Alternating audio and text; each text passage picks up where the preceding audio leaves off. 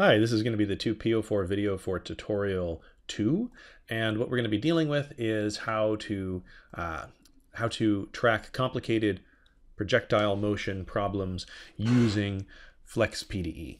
So we're going to be building up to V3 rocket style problems, which are problems where the rocket has a thrust force that's always in the direction that the rocket's moving. So imagine it has fins on the side that keep the rocket always keeping thrust force in the direction that it's moving. Okay? So in other words, it keeps it facing the direction it's moving. The thrust force by the geometry of the rocket is going to be in the direction that it is facing. And so the assumption that we're making is that we're going to have the rocket facing the direction it's moving, which is going to make the thrust force deal with that.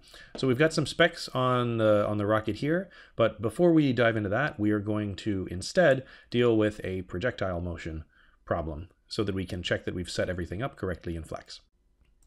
So a projectile motion problem that we're going to solve, we're going to be tracking the X and Y position. So let's set up our variables here as XD.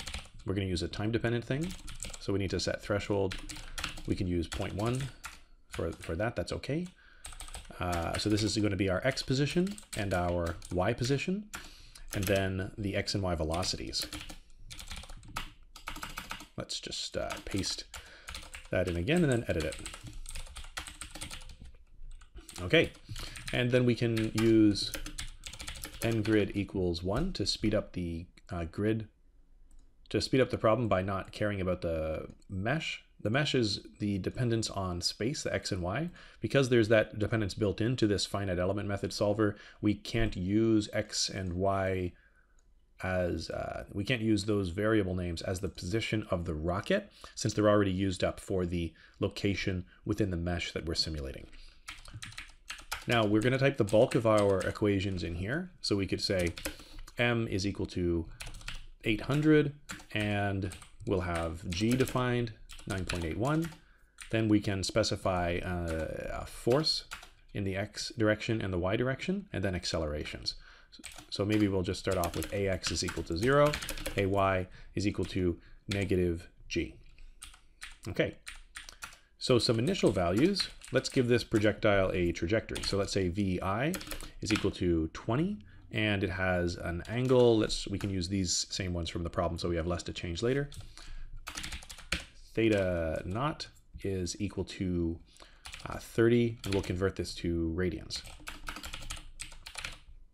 Okay, so initial values, we're going to need to give it velocity values. The position, let's imagine the projectile starts at 0, so that's not going to be important, but the velocity will be Vx equals Vi cos of theta 0, and Vy is Vi sine theta 0. So this is an angle of 30 degrees with the horizontal, let's imagine.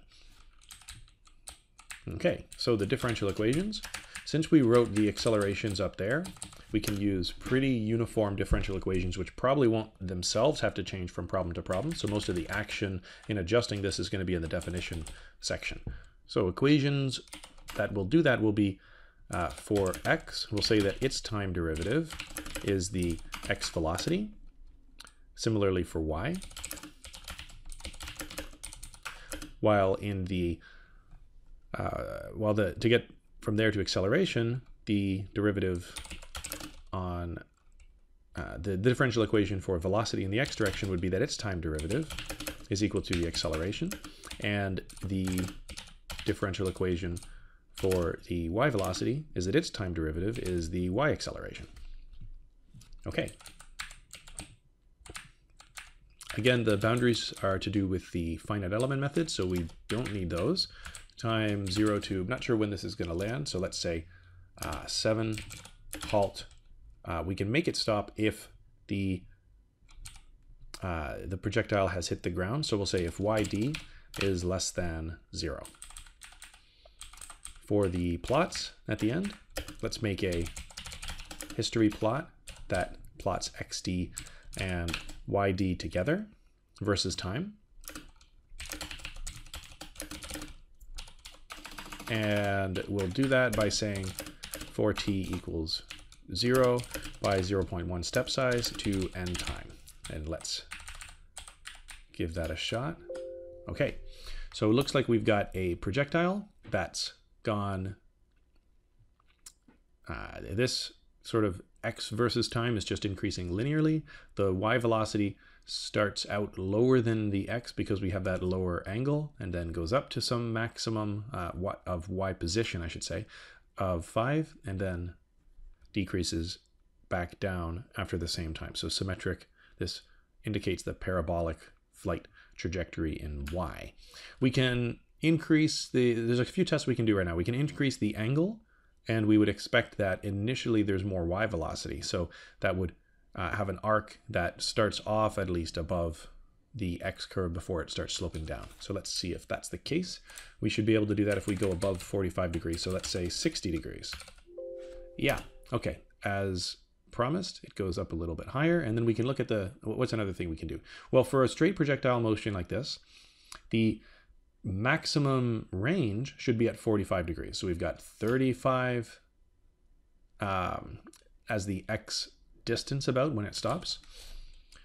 If we look at 45 degrees, we've gone further than that, a little over 40 meters, say, and at 40, it's actually pretty close. So in order to tell the difference between these two, maybe we want to get some more detail. So we could say, add a summary section,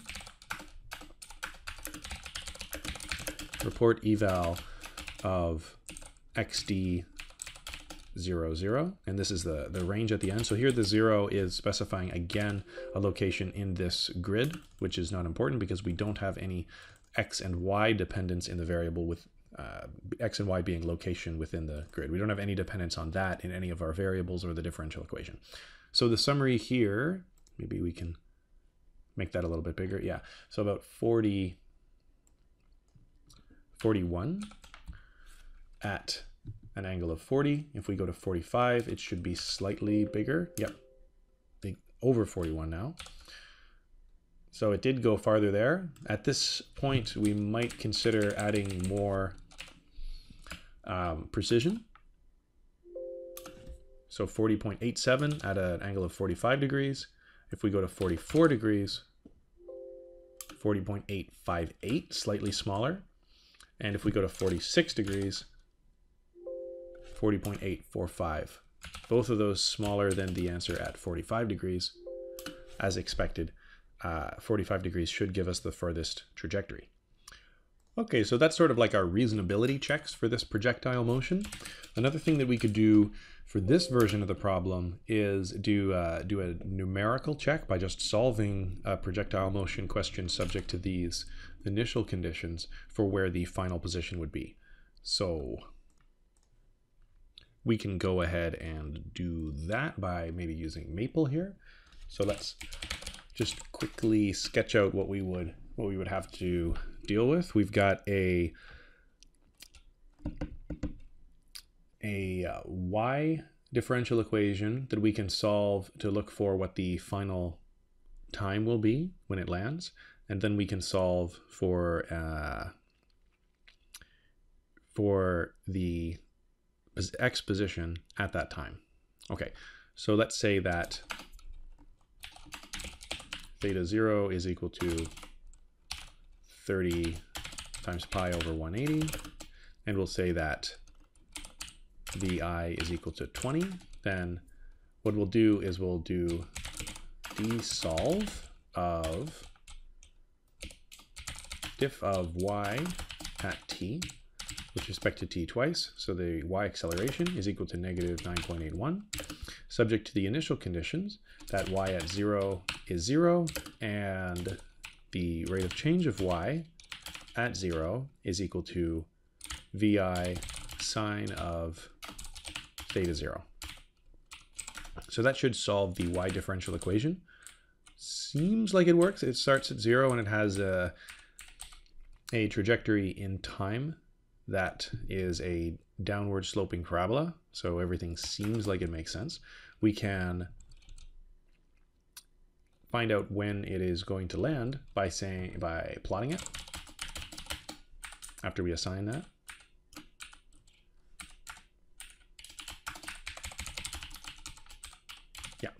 Okay, typing working, plot y at t equals 0 to, I don't know, 7. That's too much. Let's stop at about 2.5. And this tells us close to where it's going to be landing. So we do have a parabola, and we know that we can look for the answer between 1.5 and 2.5. So let's say t final would be equal to f solve y at t for t equals 1, 2, 3. There should be only one root in that range, so then this will tell us the final position. So t final 2.0387. By the way, going back to Flex PDE, final time we found was 2.04. That's to do with the step size that we chose. Here, yeah. Now back to Maple, so that seems like it's making sense. At 2.03, we haven't crossed the axis. 2.04, we've passed our halt condition because we'd be lower than the a y of 0. Y would be lower than that, so it stops. Now we can figure out what the x position would be. So x final would be equal to the x velocity, which is vi times cos theta 0 times t final. And we've got a root 3 in there, so let's just eval that thing.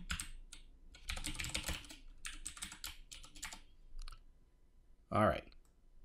So we found 35.31 as the final x position. Back to Flex, final x position 35.33. So pretty close.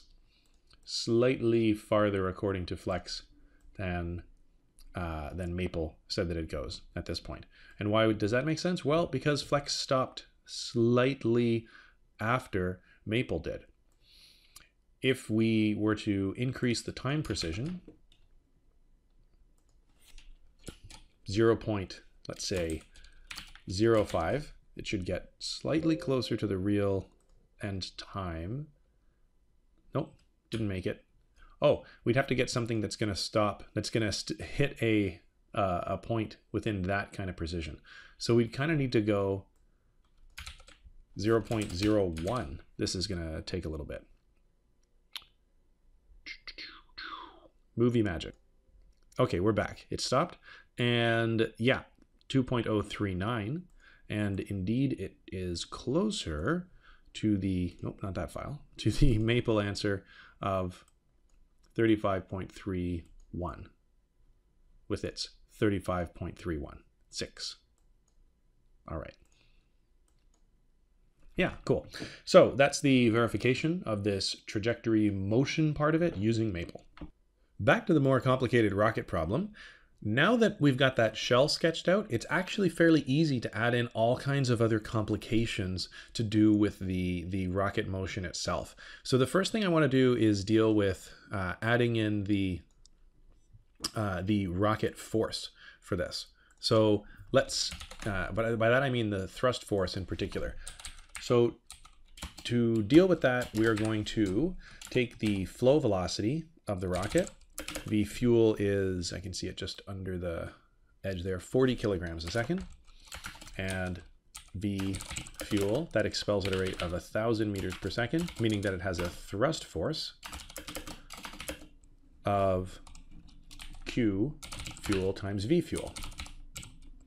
Now that's the magnitude of the thrust force. The thrust force points in the direction that the rocket is actually moving, according to our assumptions with the fins there. So we can get that by first defining what the velocity magnitude is. V is equal to the square root of Vx squared plus Vy squared. Then the x direction, the x component of the velocity divided by the magnitude of the velocity will be the x component of the velocity unit vector. So the velocity direction vector, that is. That tells us we've got, let's put in brackets here, the force that we're going to have, and then we're going to divide that by m. So we're going to put the y force there and divide that by m. The x force would be ft times vx over v, whereas the y-directed force would be ft times vy over v. To be clear, what we're doing here is we're saying that the acceleration is the force divided by the mass, and the thrust force, x component, would be the thrust force magnitude times the part of the velocity unit vector that's in the x direction, which is vx over v. So I think that's all we needed to make this, this addition to the problem. Let's see. Oh, you know what? This is something that might happen to you guys too. So we've started off this problem with too much detail in the step size that we were using for that projectile version of things. So it's definitely going to take way too long to run here. You can see it is accelerating in x as we move further. This first setup of the problem is probably never, well, actually it is eventually curving down. So as the rocket moves, even though this one doesn't run out of fuel, it does eventually run out of time. We told it to only simulate to 7 seconds. So let's go and remove some of that precision. Right, we get to 7 seconds a lot faster there. Let's go 40. Had a space there. Yeah, so it does eventually crash after about 9 seconds, after we've moved a far enough distance away. Notice that we've moved much, much further than we did before. We added in this thrust force to the rocket. So that's right away accounting for this much more complicated thing to model, where we've got a force that depends on the velocity, and already it's gotten too complicated for us to solve with Maple, so we kind of have to look at the answer, change things around, see if things change in the right direction to tell if we have everything modeled correctly. Now that we're starting to get some more complicated plotting going on, it's helpful to get a better way to visualize this, get some additional ways to visualize the trajectory. And one thing you can do for that is, rather than plotting x and y separately versus time, you could plot one of the parameters versus the other. So let's plot y versus x. And I think this is the, yeah, so there we go. We've got the syntax for doing that. What you can do is say what you want to plot here, and what you want it in the vertical axis, and what you want it plotted versus on the horizontal axis there. So now we've got a trajectory that the rocket actually takes, and together with this plot of x and y position versus time, you can really get all kinds of information about this. So this plot is great in telling you the path that the rocket took, and if you watch as it develops, then you can see sort of how things evolved in time there, how it developed in time. While over here, the time dependence is very explicit. You don't have to, from just this final plot, you can't tell where the rocket spent most of its time. You can't tell if it was moving faster on this part or what, but over combined with this information and watching this as it develops, you can get all of that detail down.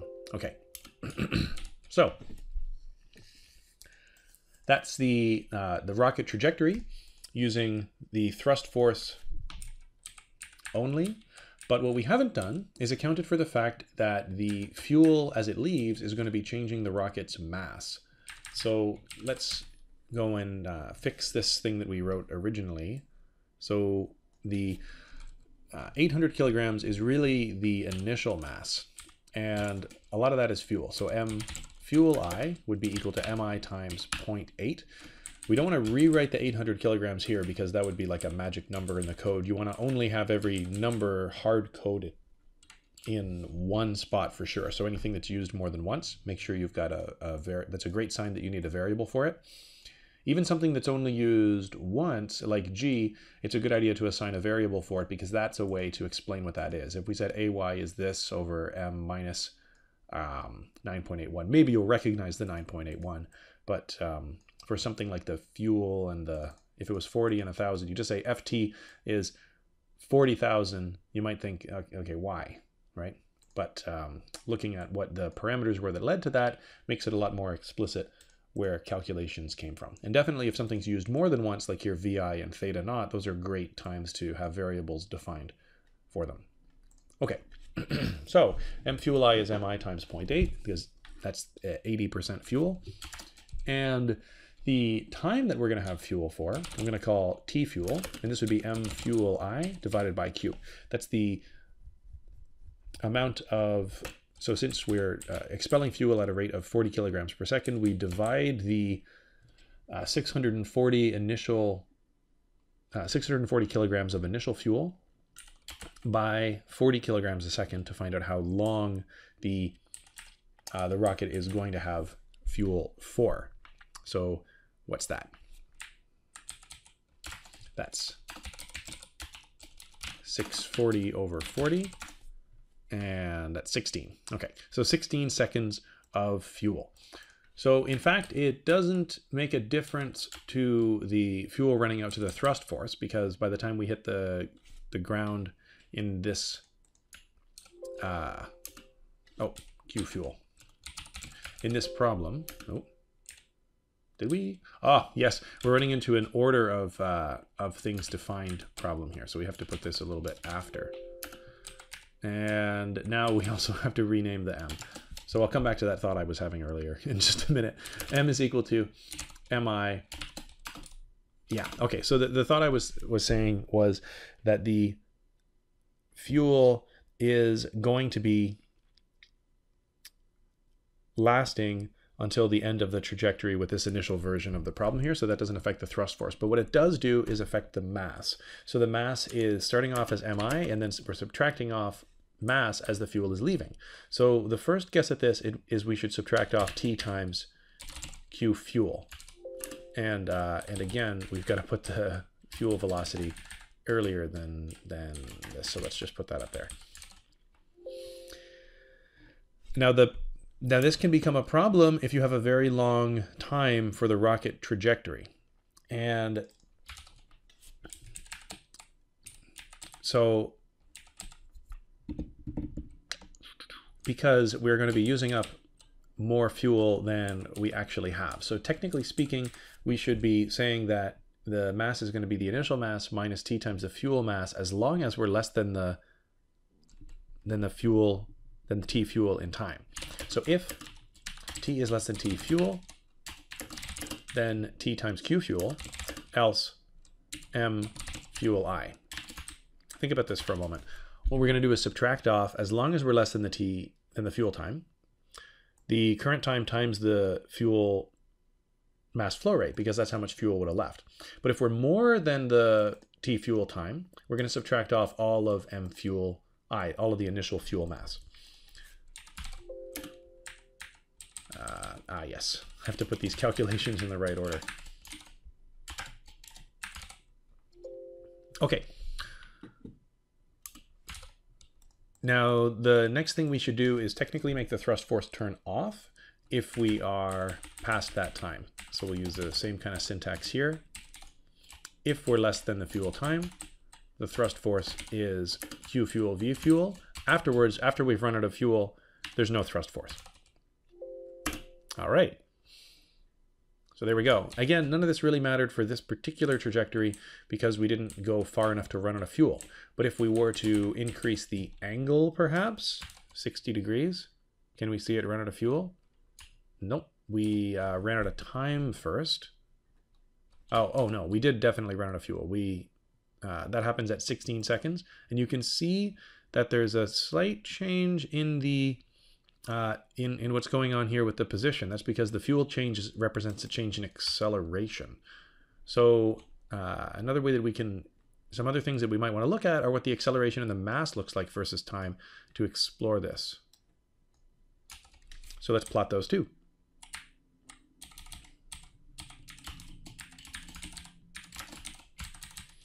So history, AX, AY. All right, so check this out. There's the acceleration versus time.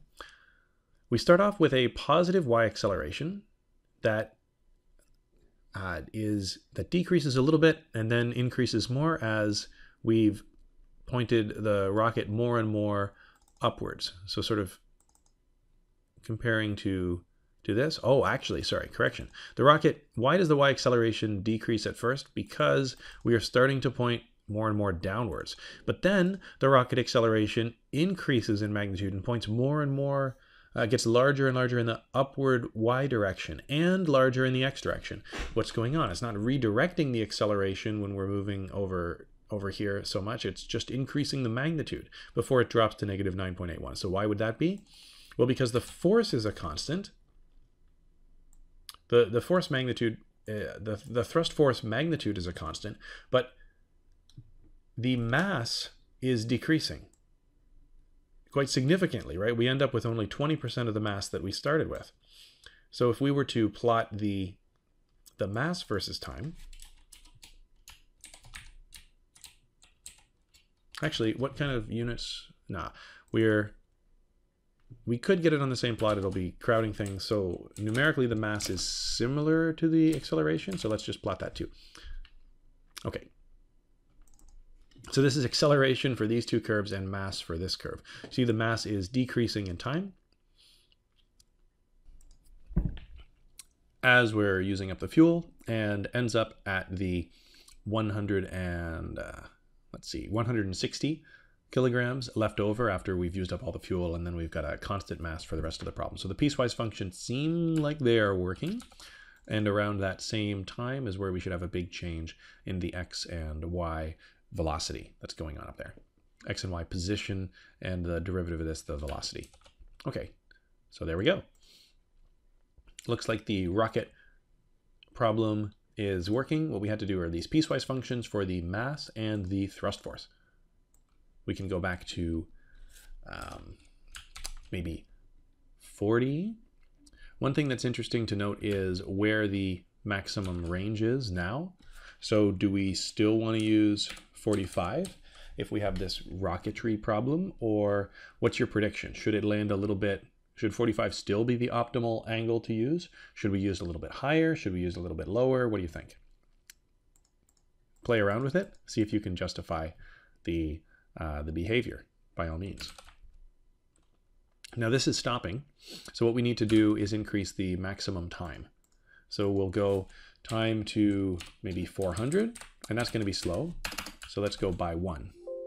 Okay, so it looks like we got a range of 109 kilometers at 45. If we go to 40, or from there, let's see if 45 is the max. So we'll go just slightly bigger, 46. Looks like more distance. 50. A lot more distance. Even more. But probably 90 is too much. Yeah? Why is that? Well, because when we're going all just up, then there's no acceleration ever in the x direction, so we don't make any distance there. But somewhere between 90 and 60 seems to be more optimal for the distance that we're going now. 75 seems like it's worse than 60. 67 seems pretty good. So this is the sort of search that you could do to zero in on the best angle for this particular rocket. Okay. So let's just stick with 65 for now, and then we'll adjust the problem further to 45.028.7. What we didn't do so far is add in the air damping. So air damping works in a way that's not that much, that's not really any more complicated than the thrust force, just points in a different direction. So what we're going to need is that the drag force, FD, is what that is in terms of its parameter. So we can specify that rho air is 1.2 kilograms per cubic meter. The drag coefficient is, what did we say? Drag coefficient is 0.05. The frontal area is 0.8 meters squared, and then the drag force would be 0.5 times rho air times CD times A times the velocity squared. That's the magnitude of the fluidic drag force. Now what we'll do is similar to what we did with thrust force, and where we assigned the direction separately than the magnitude, except now the direction of the drag force is negative the direction of the velocity.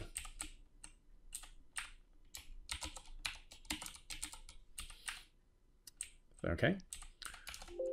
So, this velocity definition needs to be higher up. Okay, you remember what we were at before? 245,000 or something? Now only 19,323. So the air damping seems to have made a huge difference on this problem. We can try turning it down. And indeed, we've got quite a lot more distance, but it still does matter as we get to these very high velocities. Because it goes like velocity squared, under the right circumstances, this air damping can be pretty significant. Okay, now we're going to go and expand on this sort of a setup by looking at some of the complications that were introduced in the 2016 and 2017 tests on this subject. So here is the 2016 test. And it starts off, top Soviet engineers propose upgrade to V3 rocket. The new V3.1 includes airfoils, so wings, that are going to reshape the air to generate lift and help carry the rocket longer distances. The lift force works like the drag force, except that it is perpendicular to the relative airflow direction, so perpendicular direction, where CL is the lift coefficient. Same formula as the drag force, but now with a lift coefficient instead of a drag coefficient. The area might be different. And the force is perpendicular instead of anti-parallel to the flow direction. The upgraded rocket has a mass of Mi, which is 80% fuel. Drag forces keep it facing the direction it's moving, so its thrust force is always applied in the direction of its instantaneous velocity. Rocket with airfoils is subject to a total drag coefficient of CD and lift coefficient CL, both corresponding to area A. Rocket expends fuel at a lower rate of Q, but the fuel leaves with a faster velocity relative to the rocket. Air density is 1.2. Rocket is fired, so it leaves the launch platform with an angle of 30 degrees and velocity VI. And then they want us to do some stuff with drawing the free body diagram for the rocket in flight and labeling the forces, write the vector differential equation for the position as a function of time, and break the DE into a set of coupled first order DE. So we've sort of done a lot of the heavy lifting of this already. We just need to type in the lift force and the lift coefficient. Now in what we're talking about now, we're going to go right to the flex PDE part.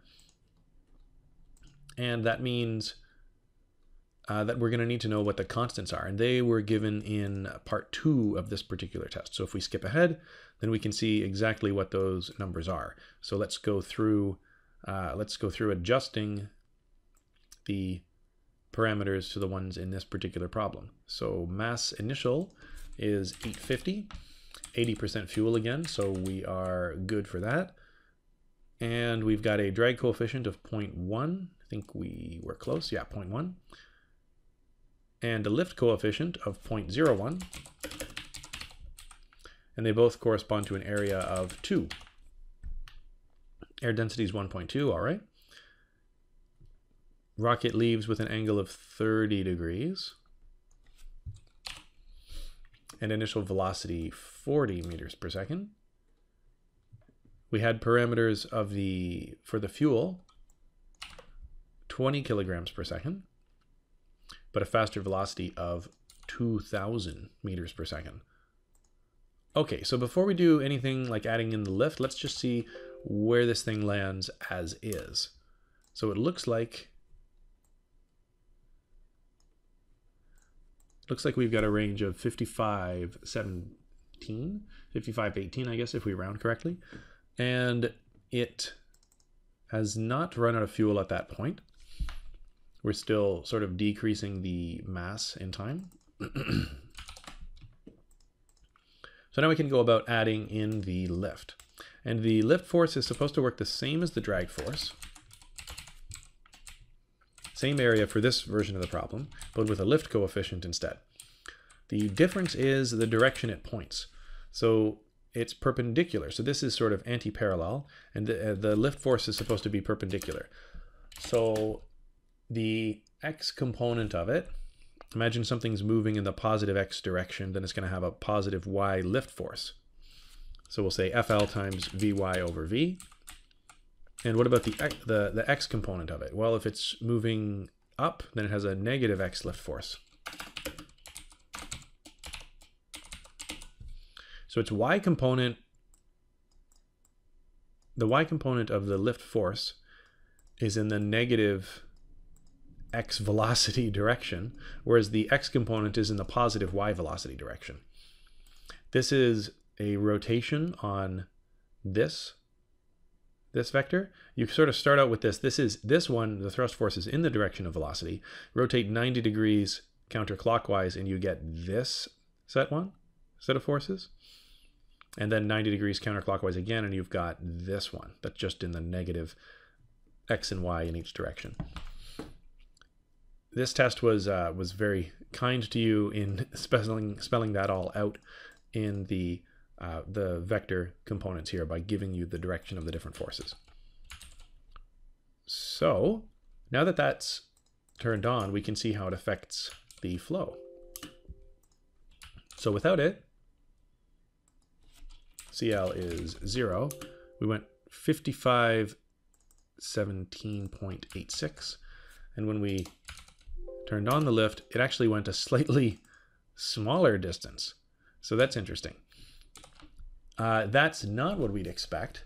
With a little bit of a lift force, you'd think that the rocket moving in the positive x direction would have had a bit of help, right? So in the positive x direction, it's got some,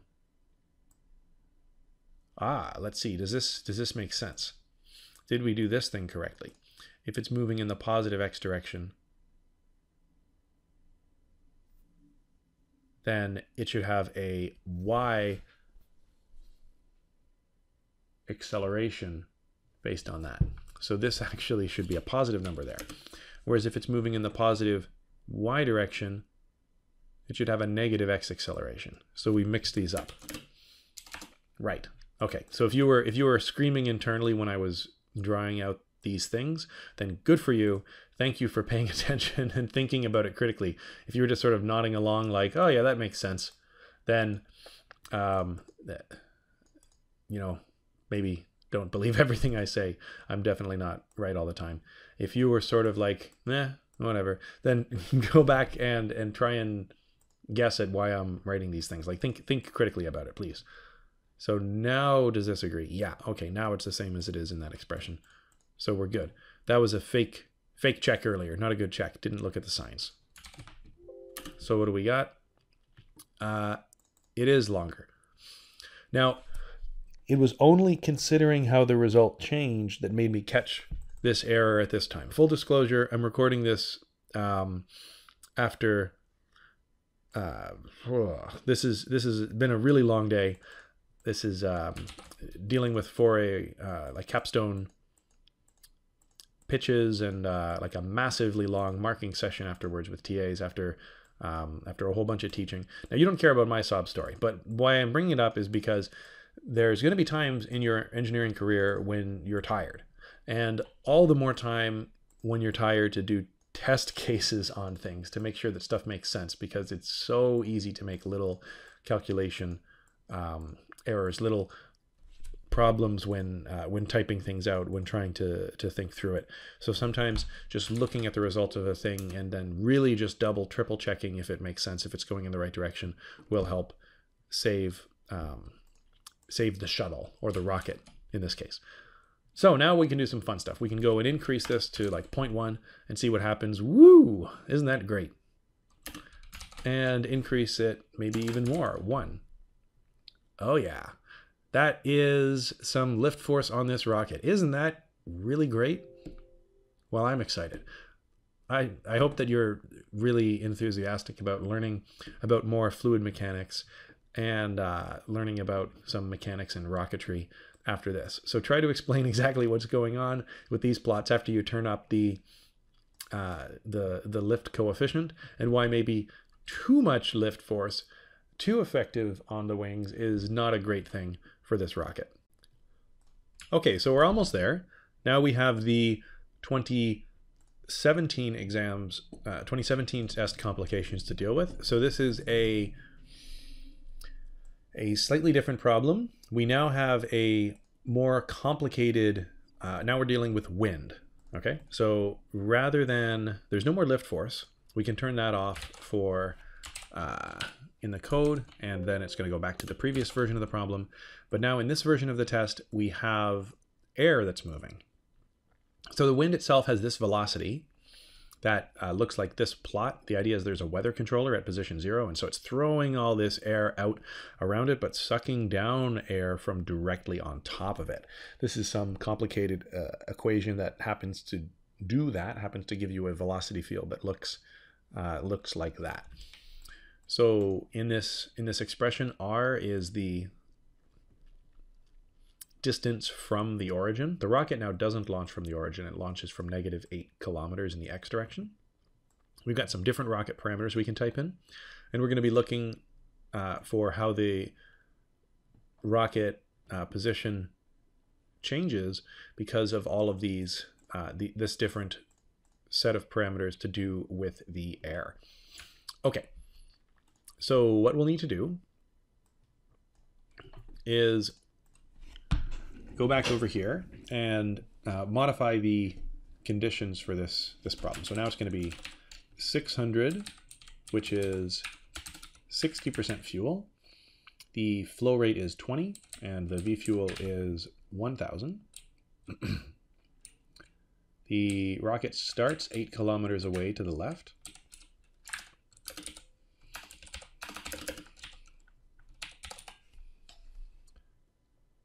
The initial velocity is 40, and the angle we're actually going to be changing around in this problem, so we'll leave that for now. What else do we need to know? We need to know what... We got 60% fuel, let's see, yeah.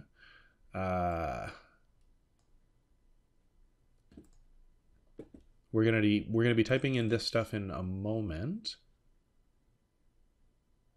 Okay, maybe that's, oh, the area corresponding to area is 1. Yeah.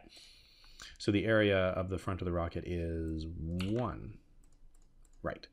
Now they tell us that this set of parameters should, with normal air of 1.2 kilograms per cubic meter, make it hit the origin at its landing point for a launch angle of about 41.1. So let's just test that. 41.1. And what is the final position? Pretty much 0. Let's run that again now that we can see it. Yep. So if we used a different launch angle, if we used, say, 45, then we'd go too far. We go past 0.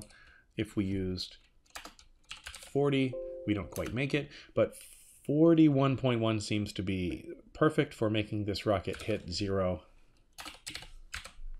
exactly as is. Now, things are going to get a little bit kooky. So what happens is the Allies turn on their weather control device, and this causes an increase in the air density. So the air density now is going to be modeled by this. Let's deal with that first and see what it does. So rho air is not 1.2. The air density is going to be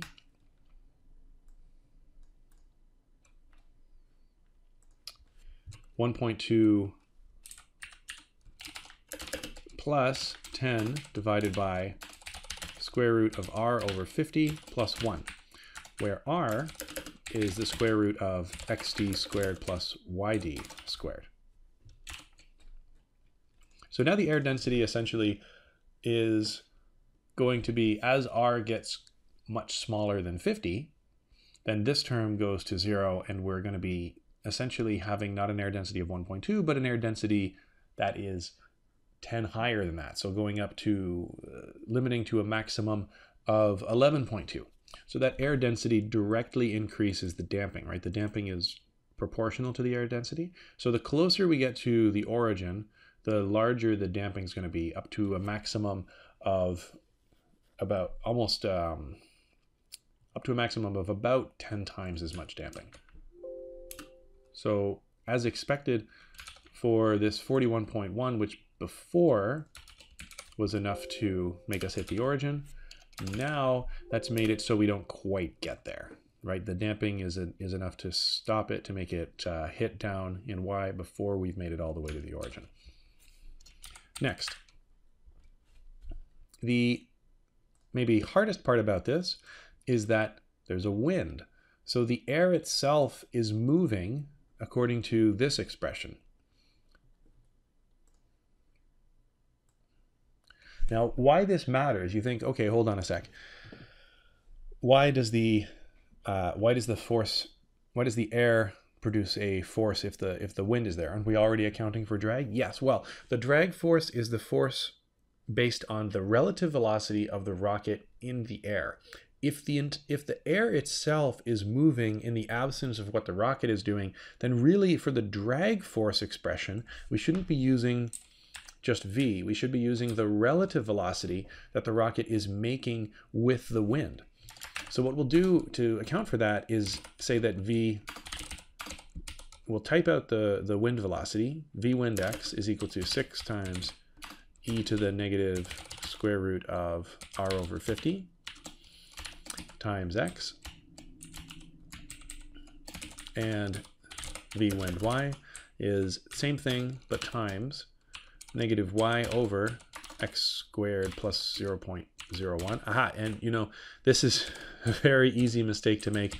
Remember that it's, even though it's written as x here, in Flex PDE you can't use x, you have to use xd and yd. So it's negative yd over xd squared plus 0.01 plus r over 2.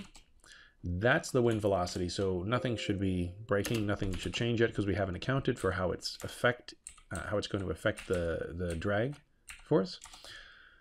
But we really need to now define a relative velocity. V rel x is equal to v x minus v wind x. So whenever you're finding relative, the velocity, x velocity relative to something else, you take the x velocity minus that other thing.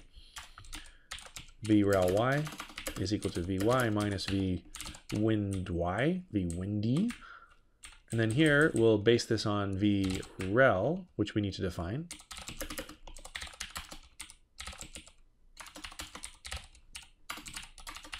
So that's the magnitude of this relative velocity. And in the drag coefficient here, we would say vx rel, or v rel x over v rel, and v rel y over v rel. All right, so now we've typed in this wind speed part.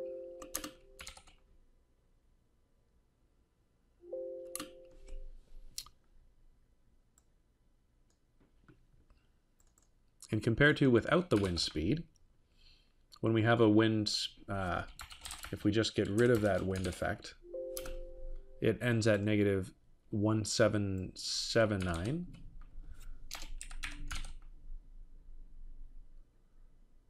But with it, we end up at negative 1768.5. It doesn't make too much of a difference because we're not actually going that close to where the wind has a very large velocity. So this exponential term here is something that's not going to be very large unless we get very close to 0. Then it can start to take over and be kind of appreciable. So let's explore that a little bit. The question points out that we can't actually get the V3 rocket to land at the weather controller with this set of parameters, but we can mess around with the launch angle and try and get it to go as far as, try and get it as close as possible by changing around that angle. So if we try 45 degrees, prior to this, if we would go up in angle, it would take us too far. So let's see what happens. Let's go 50 degrees. Not quite. Maybe we can increase this further. 60 degrees. Looks a little okay. 70 degrees. So we start off with a really sharp angle, but Nope, it actually starts curving away and moving farther back, as you can see in this plot. So that's kind of what you'd expect from this windshield that we have around this weather controller device. So it doesn't seem like it's working, like it's allowing us to hit into the weather controller, deflecting it away. Yeah? Cool. Okay, now the very last part of this test says, all right, while the weather controller is active,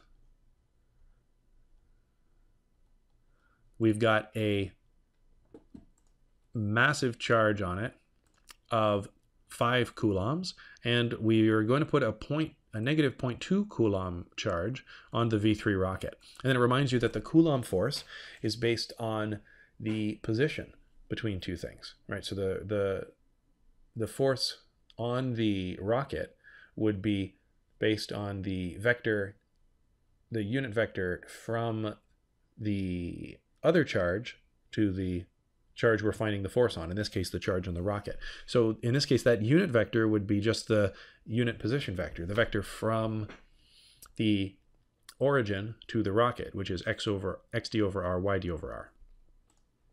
Okay, so we can program that in. Once you know the shell of things in FlexPDE, it's really not that much to add in these additional forces. So let's type out the magnitude of the Coulomb force. That'd be maybe Fc is equal to Ke, so 99 times, we could write these down, Coulomb constant is equal to 99, Q rocket, Q weather controller. Q rocket is equal to negative 0.2. Q weather controller is equal to is equal to 5, this massive charge that it builds up. 5 coulombs is a lot of charge. And we're going to need the relative position. R is equal to square root of xt squared plus yd squared. So then the Coulomb force would be 99 times Q rocket times Q weather controller divided by R squared. And in the X direction, this would be, so it points in the direction of the unit vector from the weather controller to the rocket, but it's going to be negative because of the difference in sign of these two charts. So it's actually going to be towards the origin. So Fc times xd over r and Fc times yd over r. Okay, that should be enough. So what we had before is that it was bending away at this angle. And let's see. Oh, we already defined r, did we? Oh, yeah. Right, we were using that up there. Okay, so we don't need to define that again. It's the same r. Okay, let's see. What happens now? Oh, instead of deflecting away, it sort of snaps in towards 0. Now, we didn't really tune this angle. We sort of just picked it all willy-nilly for this. Oh, wait a minute. Oh, I think this is another thing to do with it being very late. I think earlier when I thought I was changing the angle, I was actually changing the initial velocity. So even changing the initial velocity was not enough to get this to snap all the way in. Let's try a 70-degree angle here and see what happens on this trajectory. Again, sort of slamming in, kind of similar results there. Wow, look at the acceleration as we get close to that origin point. The Coulomb force that goes like 1 over r squared in magnitude is really exploding. So 70 seems like it works. What about 35? Does 35 work? Nope, 35 is too far away. Maybe 45? Not quite. 55?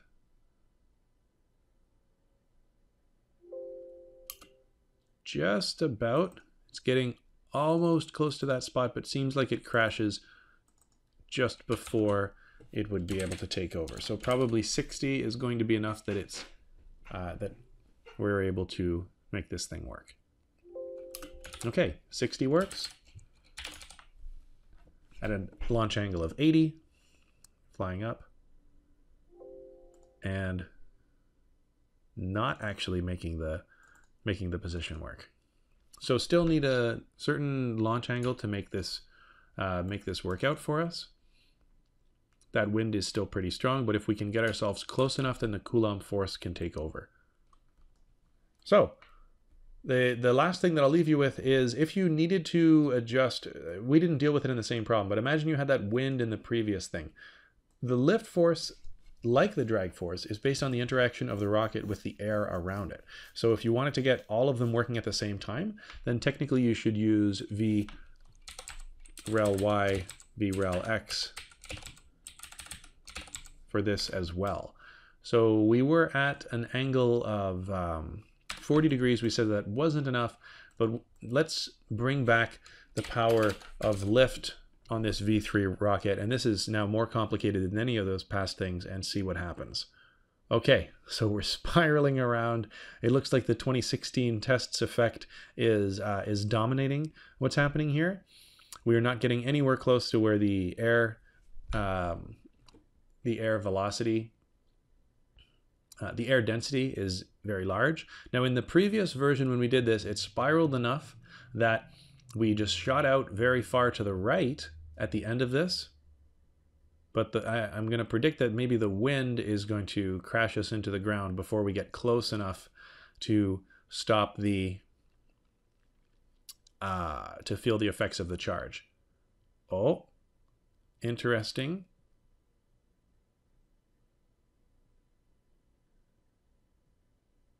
The wind, which was the weakness for the drag force, is now helping us with the lift force. So we're climbing up over the origin point where we have that massive downward wind force, which is wreaking havoc on what the wings are trying to do.